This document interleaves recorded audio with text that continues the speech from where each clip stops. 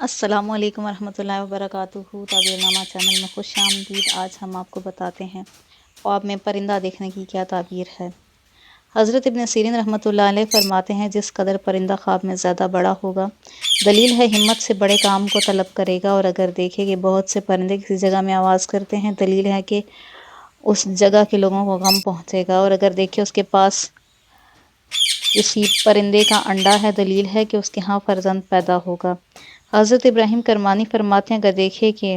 پرندہ اس سے بات کرتا ہے، دلیل ہے کہ اس کا کام بلند ہوگا، اور اگر دیکھے کہ پرندہ اس کے ہاتھ میں مرا ہے، دلیل ہے کہ غمناک ہوگا، اور اگر دیکھے کہ اس نے پرندے کی پشت پر بوجھ رکھا ہے، دلیل ہے اس شخص سے جو اس پرندے کی طرف منسوب ہے نقصان پہنچے گا، اور اگر دیکھے کہ پرندہ اس کے جسم سے تازہ گوشت لے گیا ہے، دلیل ہے اس کا مال زور سے لے گا، اور اگر دیکھے کہ اپنے جسم سے گوشت کا ٹکڑا مرغ کے آگے ڈالتا ہے، دلیل ہے کہ اپنے کام میں سے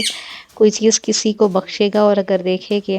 مرغ نے گوشت کا ٹکڑا ہڈی سمیت اس کے آگے ڈالا ہے، دلیل ہے کہ مال پائے گا، اور ہر ایک مرغ کی تعبیر وہی ہے